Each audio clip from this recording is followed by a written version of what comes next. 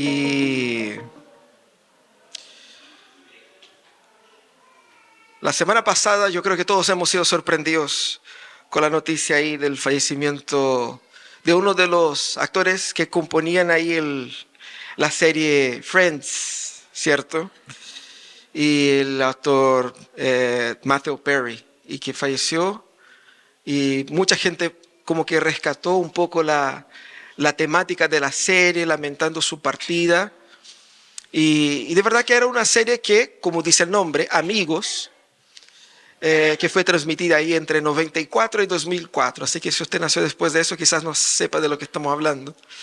Pero una serie que generó mucha taquilla en todo el mundo y que claramente se basaba en una relación de amigos en la vida adulta, iniciando los desafíos de la vida adulta juntos y cómo los lazos de amistad entre ellos eran importantes. Quizás nosotros podemos decir, bueno, estamos hablando de unos cabros de 30 años en Nueva York, que no se parece mucho con nuestra realidad latina, ¿cierto? Pero nosotros tuvimos por muchas décadas el Chavo y todos sus amigos como paradigma también de un tipo de amistad, donde encontramos en esa relación de ellos todas las complejidades que nosotros vivimos, diferencias de clases sociales, diferencias de edades, diferencias de todo tipo, de crianza y todo eso, mostrando que la amistad entre ellos prevalecía pese a todas esas diferencias y era muy importante para la construcción de su vida, para la historia de ellos. Nosotros hemos crecido viendo esos paradigmas de amistades y seguramente podemos decir que hemos aprendido con eso a que los amigos hacen nuestra vida mejor, ¿cierto? Podemos decir que muchos de los mejores momentos de nuestra vida fueron vividos con amigos queridos. No siempre esos amigos perduran a lo largo de la vida entera. Uno va cambiando, cambia de ciudad, cambia de trabajo, cambia su historia y hay amigos que vienen y que van. Pero el punto es que las amistades son esenciales para nuestra historia. Y nadie puede contar su propia historia sin incluir la historia de sus amigos. El texto que nosotros meditaremos hoy día habla de una amistad profunda que fue entablada por David y Jonatán. Mira lo que dice el texto, ahí en 1 Samuel 18, de 1 a 5. Una vez que David y Saúl terminaron de hablar, Jonatán entabló con David una amistad entrañable y llegó a quererlo como a sí mismo. Saúl, por su parte, tomó a David a su servicio y desde ese día no dejó volver a la casa de su padre. Jonatán hizo un pacto con David porque lo quería como a sí mismo. Jonatán se quitó el manto que llevaba puesto y se lo dio a David. También se le dio su túnica y aún su espada, su arco y su cinturón. Cualquier encargo que David recibía de Saúl lo cumplía con éxito, de modo que Saúl lo puso al mando de todo su ejército con la aprobación de los soldados de Saúl y hasta de sus oficiales. Esa historia claramente nos indica que quien tiene un amigo tiene un tesoro, ¿no es verdad? Hay una foto de David y Jonatán, ¿cierto? Creados por inteligencia artificial. Si usted no sabe nada de inteligencia artificial, no se meta. Eso claramente, si usted tiene más años, sabe que esa es la portada de una película que tenía ese nombre, de dos amigos ahí. Pero el punto es que aquí nosotros vemos esos dos amigos juntos. El capítulo anterior muestra a David venciendo a Goliat, David saliendo del obscurantismo ahí, de su vida reservada como cuidador de ovejas, para ser un héroe nacional. Y ahora, el hijo del rey, el heredero del trono, pasa a ser su mejor amigo. Y ese texto que hemos leído es lo que los especialistas llaman de interludio. Es decir, es una breve separación entre una gran sección y otra. La gran sección de la victoria de David sobre Goliat y la otra gran sección que se inicia ahí en el versículo 6 con Saúl ya con todos sus celos por encima de David y cómo la vida de David se va complicando a lo largo de eso. Lo interesante de ese interludio es que David mayormente, excepto por el versículo 5, es totalmente pasivo, porque está hablando de Jonatán.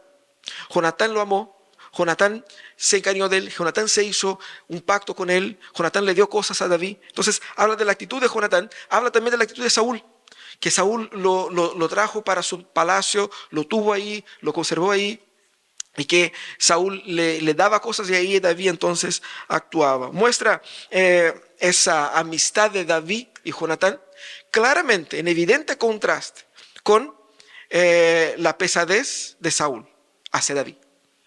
Porque Saúl, si bien lo trae para estar consigo, lo trae por pragmatismo y pragmatismo político, porque si yo tengo a un tipo que me da muchas victorias militares, o sea, qué tonto soy, o sea, lo voy a poner a cargo, ¿no es cierto?, de todo mi ejército. Muy pragmático fue Saúl. Y él imaginaba que en algún momento ese muchacho se va a morir, porque son tantas batallas, así que la manera más fácil de posiblemente eliminar ese nuevo héroe es tenerlo siempre peleando. Esa era su estrategia. El problema es que él no contaba con la astucia de Dios, ¿no es cierto? Él no contaba con que Dios le iba a bendecir a David de tal manera que David iba a vencer todas y cada una de las batallas. Entonces, todas las batallas que Saúl ponía a David para pelear, pensando que ahora se muere ese uno, David ganaba y volvía más grande. Y el problema de Saúl aumentaba. Bueno, Saúl está aquí en un canto, pero el centro de esa narrativa pequeña que hemos leído es David y Jonatán, o Jonatán y David. Y es interesante porque ese contraste entre David y Saúl es la base de todo el libro. Todo el libro viene a mostrar un contraste de David y Saúl. ¿Por qué? David es el rey que Dios quiere. El rey que se somete a la voluntad de Dios. El rey que ama a Dios. Y Saúl es el rey que rechaza a Dios, que quiere hacer su propia voluntad. David entonces es el rey que Dios aprueba. Y muestra algo muy interesante. Jonatán en ese texto se somete a David. Y es importante entender eso, vamos a hablar un poco más sobre eso, pero de todas formas, la amistad que ellos establecieron acá es, de todas formas, una amistad improbable. Porque David y Jonatán tenían todo para ser los mayores enemigos. Porque ellos eran opuestos. David no antagonizaba con Saúl, aunque el texto muestra así porque Saúl estaba a cargo. David antagonizaba con Jonatán, porque Jonatán era el heredero. Saúl estaba en el trono. Su puesto ya estaba garantizado, a menos que David lo matara. El que estaba amenazado era Jonatán, de nunca llegar a ser rey. Entonces, de antagonistas, ellos se volvieron amigos, pero amigos muy profundos. Y ese texto es interesante porque de un lado tenemos una pelea épica como David y Goliat, y del otro lado tenemos batallas, persecución, tramas. Y entre medio de esas dos secciones tenemos una historia de un amor genuino, dando a estos personajes un carácter bastante más humano y profundo. No eran solamente guerreros, eran seres humanos, con sentimientos tan profundos y nobles como el de una amistad genuina, mostrando cómo es compleja nuestra propia vida. Y aquí, en esa breve historia de amistad, el Señor nos enseña también, por medio de la amistad de ellos, a cómo nosotros debemos cultivar una verdadera amistad, cómo nosotros debemos redimir la amistad. Y ojo con eso, no se aplica solamente a amigos, pero se aplica a cualquier relación que uno pueda tener, incluso una relación de pareja, incluso una relación filial, una relación de padres e hijos, una relación hasta el nivel de colegas de trabajo, ¿no? Porque uno no nos llama de amigos, son colegas, ¿no? Gente que está ahí cuando yo voy a trabajar. Entonces, que podemos nosotros redimir un poco nuestras relaciones como un todo a la luz de ese texto. Lo primero que vemos en esta amistad es que la verdadera amistad revela un amor que es altruista. Y el texto es interesante porque el texto muestra a David como alguien que era amado. David ya tenía la aprobación del rey, el rey lo trajo para sí. Y David fue amado por Jonatán. David también fue amado por el pueblo. Fue amado por los soldados y por los generales. Él estaba así como que era el más popular de Israel en ese tiempo. Y era así como una celebridad. David era el verdadero influencer aquí, ¿no es cierto? El tema es que para ser influencer en esa época había que matar gigantes, ¿no? Y no hacer videos. Pero él era el gran influenciador aquí. Y él interesante porque aquí vemos que la palabra amor es dirigida de Jonatán a David. David lo amó y el pueblo lo amaba. Pero en 1 Samuel, esa palabra amor es utilizada 8 veces. Y de las 7 veces de las 8 es dirigida hacia David. Mira qué interesante. Mostrando que Saúl lo amaba, y de hecho en capítulo 16 dice eso, que Saúl lo amó cuando David tocaba para él ahí cuando él estaba teniendo sus luchas. Aquí vemos a Jonatán, lo amó y dice 2 veces. Y vemos también que posteriormente Mical, hija de Saúl, que termina casándose con David, lo amó, y utiliza esa expresión también. Y aquí también el pueblo dice, el pueblo amó a David. Entonces claramente David era amado, y todo ese amor dirigido hacia David, ¿qué es lo que revela? Es que sobre David reposaba la gracia y la bendición de Dios. Dios estaba con ese cabro porque todos los querían. Esa era la interpretación teológica de tanto amor que David recibía en ese momento. Pero tenemos el amor aquí específicamente de Jonatán. La manera como la Biblia describe el amor de Jonatán aquí por David es, en otras traducciones sale así: el alma de Jonatán quedó ligada al alma de David. Mira qué profundo, mucho más poético que la versión NBI que trajimos. El alma de Jonatán, esa es una traducción más literal del texto, quedó ligada al alma de David, mostrando un vínculo profundo entre ellos, que no era un vínculo circunstancial, que no era meramente una simpatía, una buena onda. Pucha, que me cae bien ese compadre, qué buena onda, qué simpático. Sino que había un vínculo entre ellos profundo e inexplicable, un amor verdadero y genuino entre ellos. Y por eso es importante ver cómo ese amor de Jonatán por David era un amor completamente honesto. Y es interesante porque el texto va a mostrar eso. La gente en el futuro que está leyendo ese texto ya sabe que David se volvió rey. Ellos están descubriendo cómo. Y aquí descubren que el brazo derecho de David era aquel que tenía todo para ser su mayor enemigo. Y es interesante ver eso, porque aquí la calificación del amor que tenía Jonatán por David es lo que viene enseguida. Su alma se conectó. ¿Y cómo se explica eso? Y el texto dice que Jonatán lo amó como a sí mismo. La Biblia dice que Jonatán lo amó como su propia alma, como su propia vida.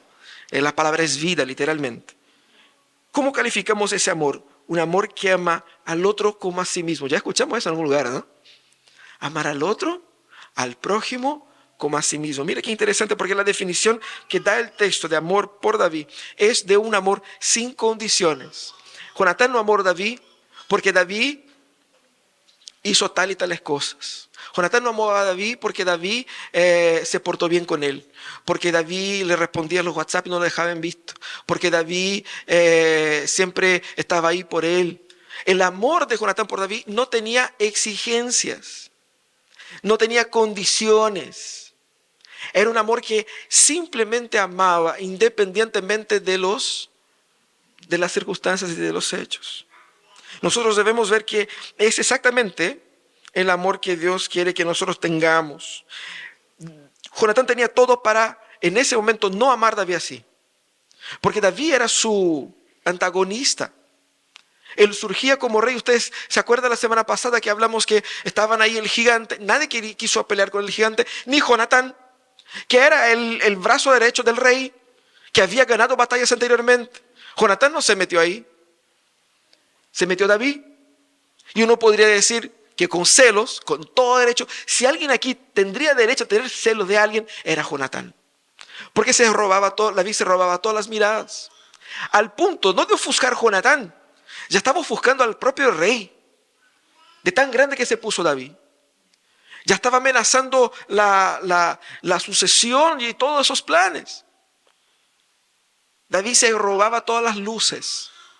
Pero la respuesta de Jonatán a David fue de un amor tan profundo que no se preocupa por sí mismo, ni por su propia gloria, sino que se preocupa por el otro. Eso es altruismo. ¿Cómo nosotros podemos aplicar eso? ¿Cómo podemos amar con nosotros mismos? Somos nosotros, primeramente, a la luz del ejemplo de Jonatán, desafiados a vencer la barrera de la conveniencia y de la compensación. Porque queremos amar, pero queremos amar y ser amados, y queremos que haya una transacción casi comercial. ¿Y cuántos no hemos dicho que, ay, fulano solo me llama cuando me necesita? ¿Cierto? Y uno se resiente, porque uno quiere ser amado. Y uno está dando amor porque quiere recibir. Tanta atención que yo doy y nunca me da de vuelta. O sea, si me tiene que devolver es porque yo estoy esperando un intercambio de amores acá. Y eso no es el amor bíblico, eso no es la verdadera amistad bíblica. Nosotros tenemos que primeramente romper esa barrera y entender que solamente, ojo con eso, solamente corazones sanados por Dios, libres del egoísmo que el pecado produce, pueden amar a alguien como a sí mismo. Es imposible que tú puedas amar a alguien como a ti mismo si Dios no te sana, no sana tu corazón de ese egoísmo que nos pone a todos en el centro.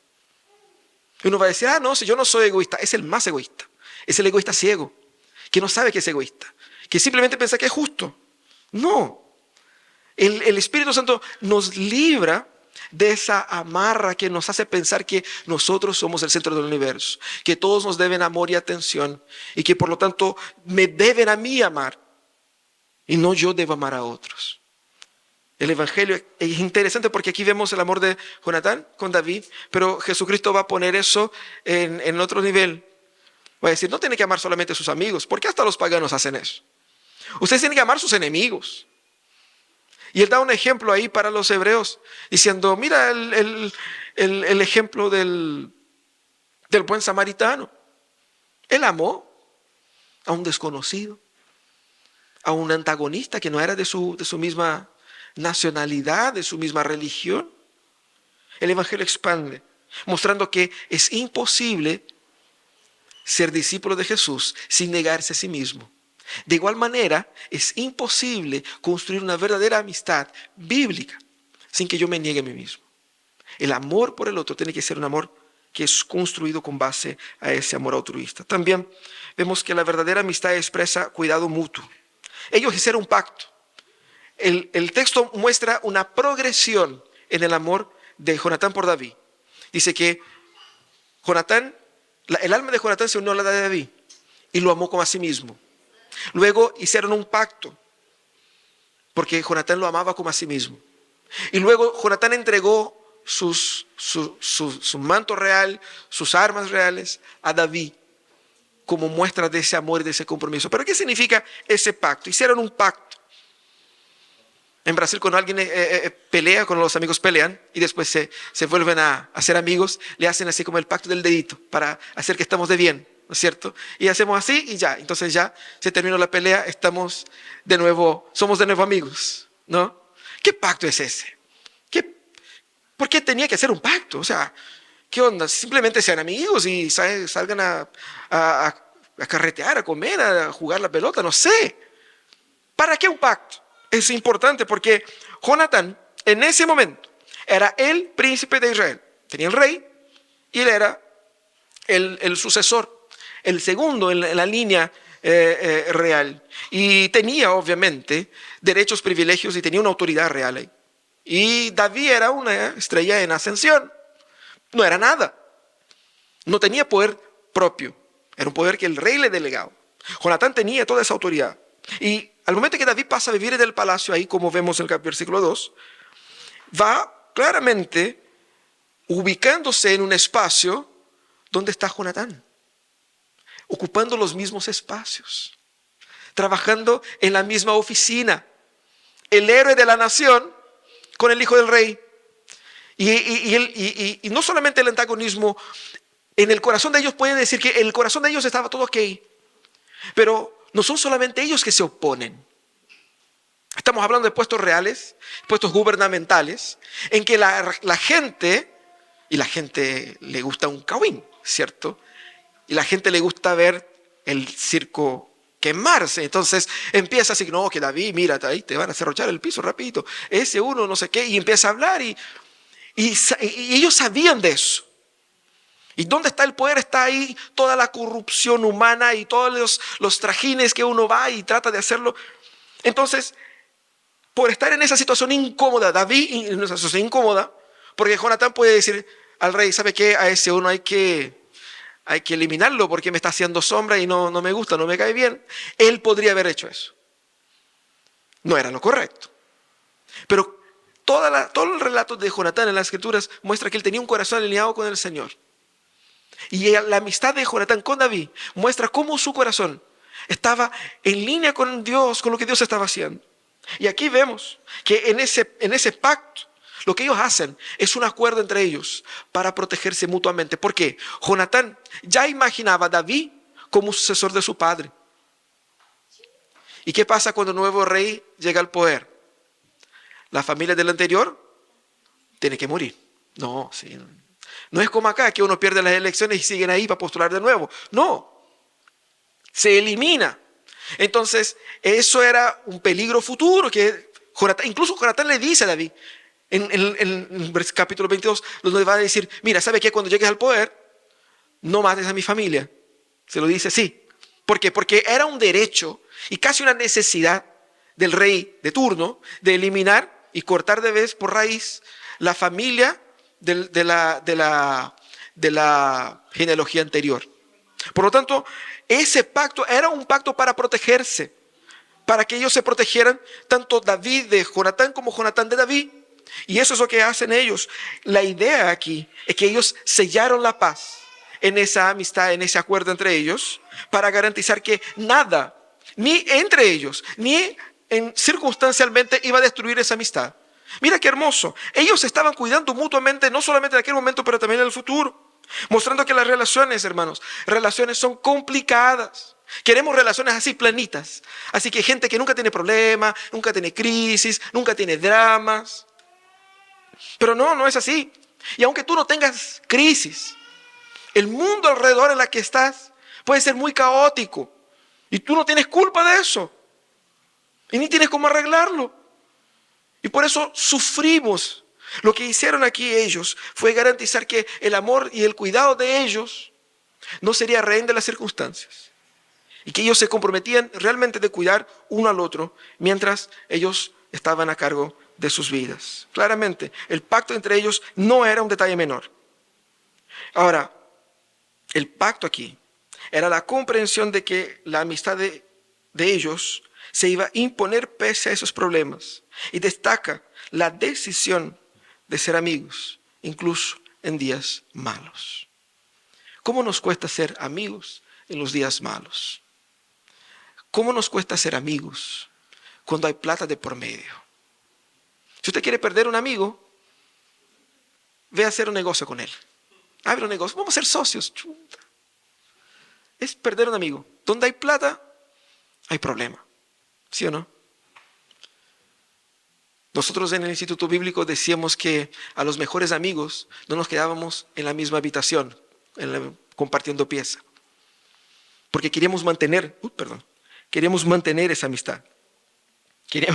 Queríamos seguir amigos. Entonces tú duermes ahí con tus otros compañeros, yo me duermo aquí con ellos y nos encontramos afuera, ¿cierto? Pero qué pena que tiene que ser así. Y David y Jonatán no tenían cómo separar la vida de uno de ellos. Ellos eran personas públicas. Y lo que estaban haciendo es protegerse. Pero no protegerse a sí mismos. Ellos estaban protegiendo al otro. Porque era Jonatán protegiendo a David. Y David protegiendo a Jonatán. Nosotros no queremos una amistad problemática. Queremos una amistad que nos haga sentir mejor. Y eso es el problema. La amistad verdadera nos llama a salir de nuestra zona de confort para pensar en el bien del otro. No nos hemos pensado que Dios nos ha puesto en la vida de personas, no porque nosotros necesitamos de ellas, sino que porque ellas necesitan de nosotros. Y eso es. Y tenemos que tener paz con eso. Y a veces nosotros vamos a dar y no vamos a recibir, porque nosotros también hemos recibido y no hemos dado. Tenemos que parar con esa regla de compensación y entender que amistad implica en un compromiso que va más allá de las conveniencias. No puede ser solo mientras me sirva. No puede ser solo mientras me agrada, mientras me cae bien. Y eso se aplica a todas las relaciones, sobre todo el matrimonio. Porque mucha gente dice, ¿sabe qué? Aquí no me llegamos porque ya no me siento bien, yo no me siento cómodo, no me siento yo. Cuando yo me pongo en el centro, todos los problemas surgen. Ese es el punto. Ahora, expresar cuidado mutuo no quiere decir que uno tenga que andar de manos así, ay amigo, y hacer grandes textos en Instagram, así como fotos, y ay, como somos muy amigos, y hacerlo así como tan visible como dos adolescentes. No, porque hay gente que entiende que es así. No, eso no es cuidado mutuo. Cuidado mutuo es estar ahí para el otro. Aunque cueste, porque cuesta. Pero es ese compromiso de, mira, yo te cubro, yo te respaldo. No me conviene que lo haga, como no le convendría a Jonatán, no le convendría para nada. Pero él dijo, cuenta conmigo, que yo cuento contigo. Y esa historia hermosa de amor es un ejercicio para nosotros para cuestionar nuestro propio individualismo. Y el texto va más allá porque no solamente hicieron un pacto, mira qué interesante. Jonatán le entrega cosas a David, mostrando que la verdadera historia, la verdadera amistad, valora lo que Dios está haciendo en la vida del otro. Valora lo que Dios está haciendo en la vida del otro. Ese amor altruista que protegía a David no era solo de boca, era simbólico y era público. Eso es lo que hace Jonatán. Mira los regalos que da. Esos regalos uno piensa que le dio un par de ropa. Oye, qué pobre era David, que no tenía ropa, le tuvo que prestar ropa a Jonatán y le dio unas armas. Y lo vemos así como si fuera muy común y corriente, pero hay algo muy importante aquí. Vuelvo a decir, Jonatán era el príncipe.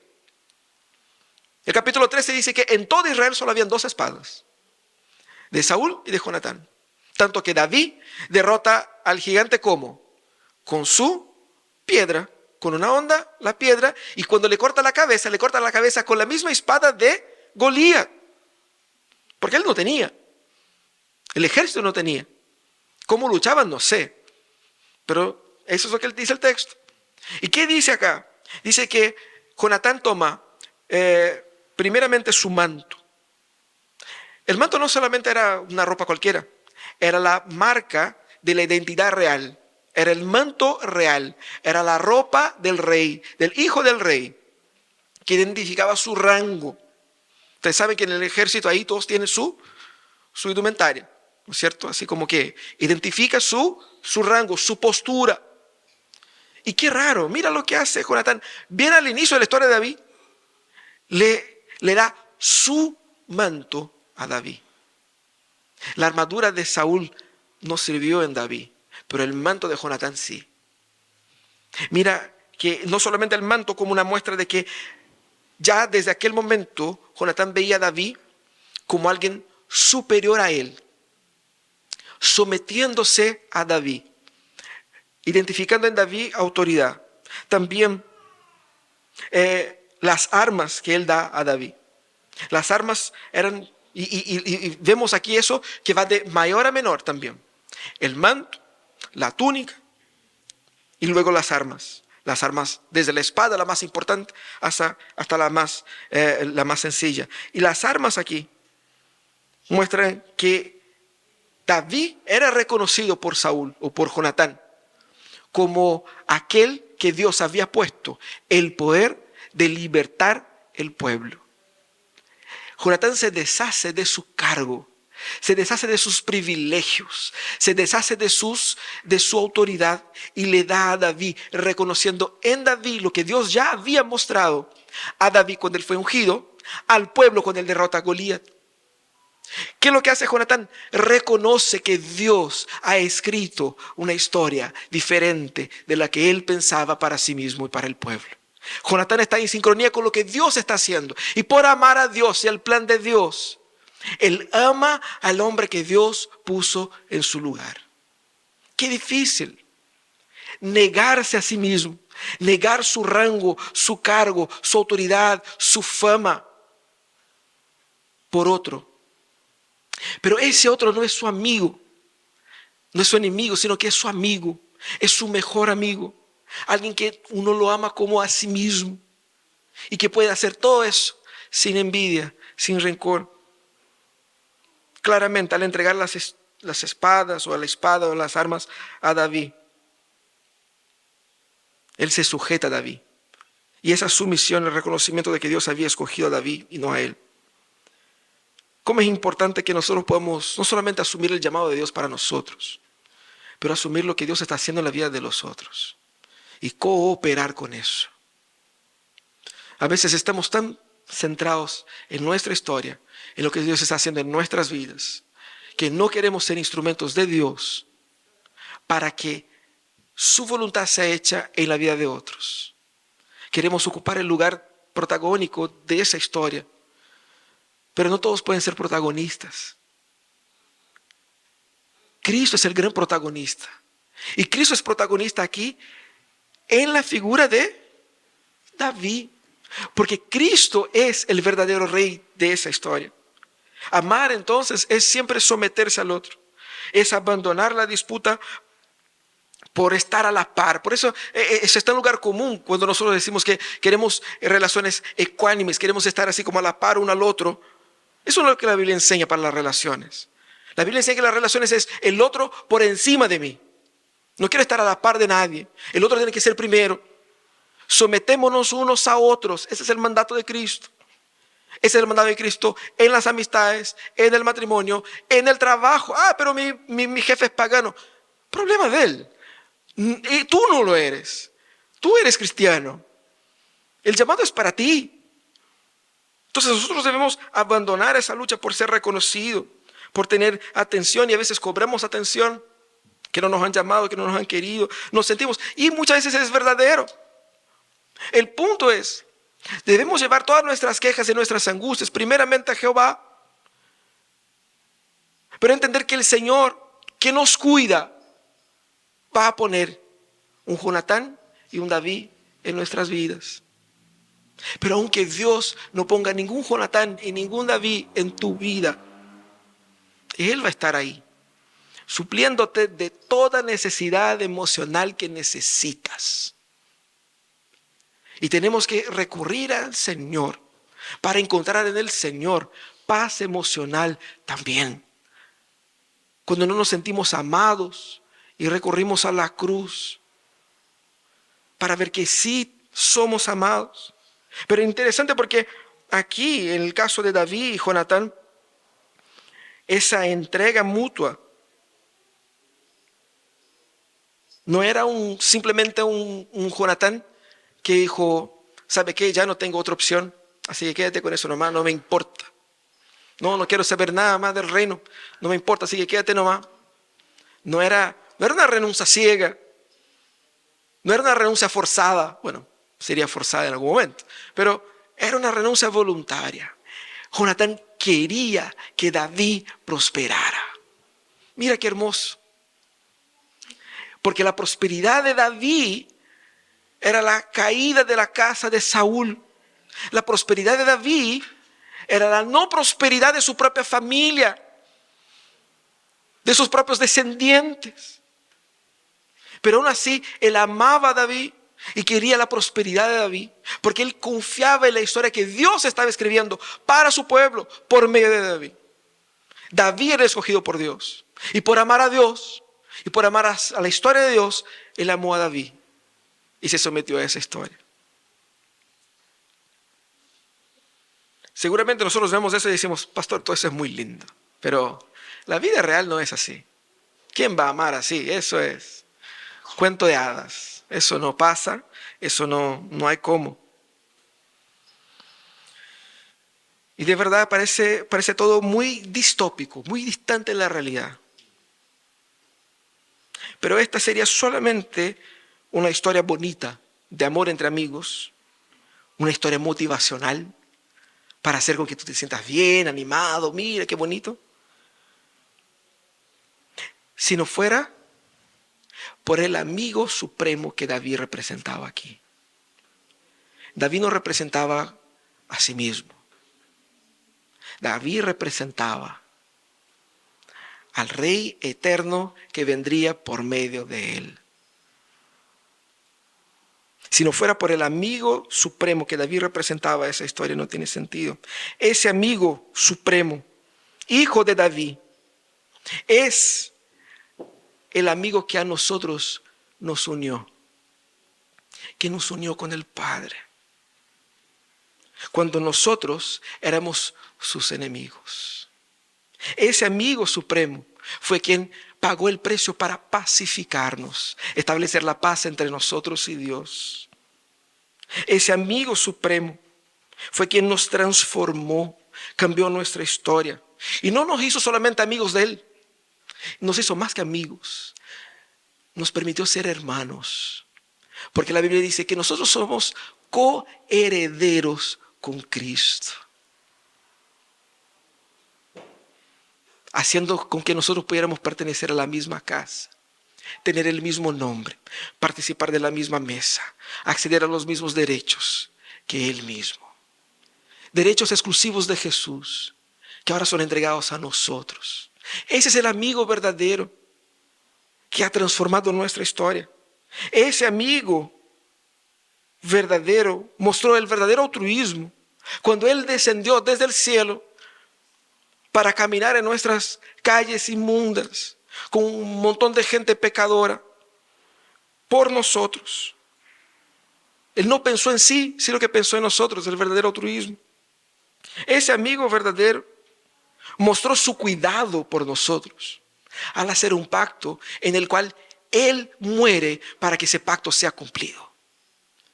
El pacto que nos protege no es el acuerdo entre dos amigos que hacen así con el dedo. Es el pacto hecho por Cristo en la cruz para librarnos a nosotros de la muerte eterna. Ese pacto Él hizo con nosotros. Un pacto mucho más profundo que el de David con Jonatán.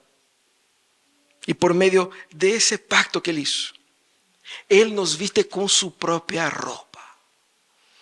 Porque la ropa demuestra su justicia, su dignidad, su autoridad. Dice que somos parte de la misma familia. Ustedes saben la parábola del hijo pródigo. Cuando el hijo pródigo regresa y el padre lo viste, el padre dice: traigan la mejor ropa. ¿Cuál es la mejor ropa? La ropa del dueño de casa. Y el padre lo cubre de dignidad. ¿Con qué dignidad? No la dignidad propia, la dignidad del Padre. Con la dignidad de nuestro amigo nosotros fuimos vestidos. Ese es el amigo verdadero que nosotros tenemos y necesitamos. Porque Él nos ha vestido con su ropa. Él nos ha lavado con su sangre. Y Él ha dado su cuerpo como prueba de amistad. Ese amigo me permite ser amigo de Dios. Pero más que eso, solamente ese amigo me permite ser amigo de mí mismo. Porque nosotros no hemos percibido que el pecado no solamente nos ha apartado de los demás, pero también nos ha apartado de nosotros mismos. Que nos autodestruimos, que nos anulamos y que por permitirse vivir una vida lejos de Dios hacemos más daño a nosotros que a Dios. Al hacernos amigos de Dios, ese amigo nos permite ser amigos de nosotros mismos. Por eso podemos amar al otro como a uno mismo. Porque en Cristo hemos aprendido a amarnos.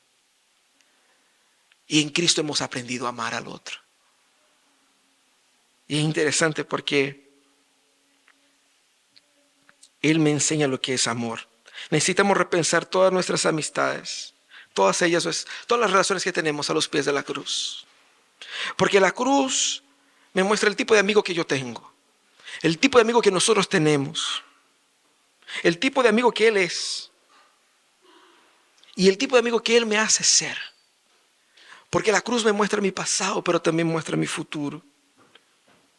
Cuando nosotros imitamos a Cristo en nuestras relaciones, lo que nosotros somos es el bálsamo de Dios para la gente. Cuando amamos, como Cristo nos llama a amar, sin esperar nada en cambio, somos la respuesta de oración para mucha gente. Somos esa palabra de ánimo que Dios da por medio de nuestras bocas. Somos ese abrazo, ese cuidado que Dios levanta para otros. Somos Cristo abrazando a nuestros amigos. Ese es el llamado de Dios, a que nos amemos como Cristo nos amó. Porque